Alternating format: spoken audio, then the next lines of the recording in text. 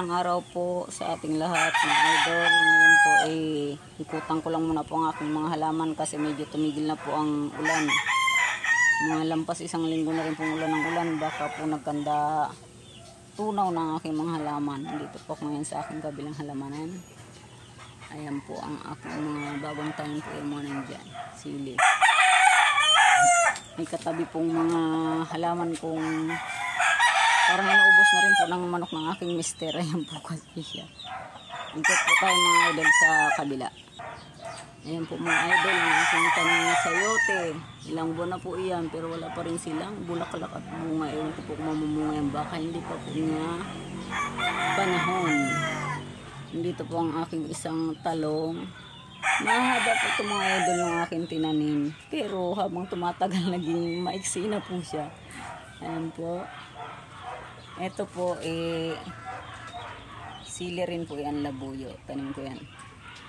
At ito po, may gabi po ako dito. Parang natunaw po sila sa ulan ng ulan. Parang natutunaw po sila. May tanim rin po ako ditong bago lang. Ayan po siya, mga nasa basket lang po yan. Pipino po yan mga idol. Ito pong aking ampalaya. Marami sana pong bulaklak at bunga. Kaso dumilaw na sila mga idol. Pinabayaan ko po kasi tatanggalin rin naman daw po yan ang asawa ko. Kasi gagamitin niya daw po itong pinagagapangan ng aking ampalaya. Kasi para daw po yan sa sisiw niya. Ayan po, may mga tira-tira po pong mga bunga, mga idol. Ito po ang aking mga kamatis. Ay, kamoting kahoy po pala, sorry po. Ayan, dito po siya nakuha mga idol. Ikot po tayo dito sa kabila. Ayan po mga idol, ang aking mga tanim na sili. Lahat lang po yan nasa mga bote ng maliliit na coke. Pero lahat po yan ay namumunga. Ilang taon na rin po yan, napapakinabangan na yan. Ilang taon na rin po. Punta po tayo dito sa aking kabilang. Ayan po, nakakalungkot naman mga idol, ang aking mga sili.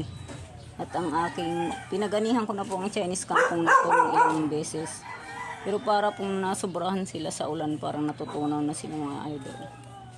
Ayan, nasobrahan po sila sa ulan.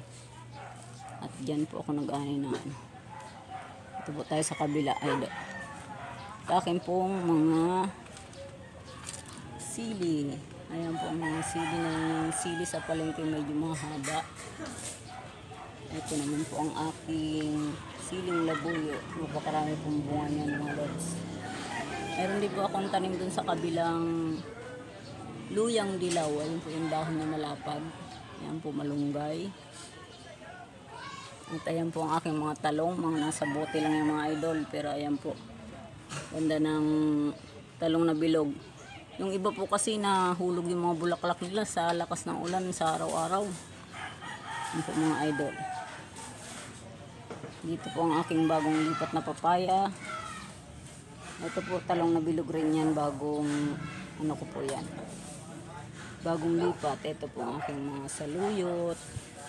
Ikot-ikot muna po tayo sa aking mga halamanan habang tumigil ang ulan. Ayan po ang bell pepper. Ang liit lang po ng mga lalagyan nila. Ayan po, maraming bulaklak. Ang aking pong mga pechay ay naubos na. Dito po may tira pa siyang isang bunga. Yan po ang mga bell pepper. Puno na lang po ngayon. Daming bulaklak niya nalaglag na sa mga sa lakas ng ulan mga idol. Meron po tayo dyan sibuyas. Napakaliliit lang po ng puno pero ang dami nilang bulaklak. Meron po tayo dyan celery, bell pepper. Piling pansigang po, ayan, mga nasa coke lang yan, pero may mga bunga po yan mga lods. Ayan. Dito po ang ating mga ibang tanim, bagong kamatis, bagong tanim pa lang po. Siling pansigang. Iba-ibang klaseng sili po ito mga idol. Tsaka ayan po ang aking luya. Ito po yung manghang na sili na mga kulot, pero napakaanghang po. Ayan po sila mga lods. Po ang aking mga saluyot. May konti lang pong talbos ng kamote kasi ayaw ng asawa ko magtanim ako ng mga gumagapang daw. Hindi daw maswerte sa kanyang negosyo. Ayan po. Ang bagong tanim ko rin po mga kamatis, parang nalunod sila sa ulan. Ayan po, mayroon tayong malunggay dyan. Napakaliit na garden lang po ito mga idol, pero napakadaming tanim. Ito rin po may mga bulaklak, mga talong rin po yan na bilog. Yan po mga lods. May talinong din po tayo dito mga idol. Kung kilala nyo po yan, nilalagay po yan sa isda. Masim-masim po ang lasa niya. Pampaksiw, ayan po yung isa kong papayang bagong lipat. Naman po tayo mga idol, yan po mga sili. Mga nakabitin lang po yan sa bote ng Coke. Dito po mga idol, meron akong kalamansi, yung tinanim ko. Yung mga bunga po yan, maliit lang. Meron po tayo ditong gamot ko ito mga idol eh, tanim ko siya. Pinakain po ang dahon ito ng asawa ko. Parang pampababa daw po ito ng sugar. Meron po tayo dyan pang malunggay. At ayan po ang ating mga sili. Mga idol, nasa mga bote lang po yan. Pero namumunga po yan, taon na po yan, hindi na ubusan ng bunga. Ganyan lang po muna po tayo mga lods. Shoutout po pala sa ating mga kananay, mga tulad ko pong nanay na laging nasa bahay lang at walang ginawa kundi mga magtanim, magluto, maglinis. Ayan po, shoutout po sa inyong lahat, sa mga kabakyard po, sa may hilig sa manok.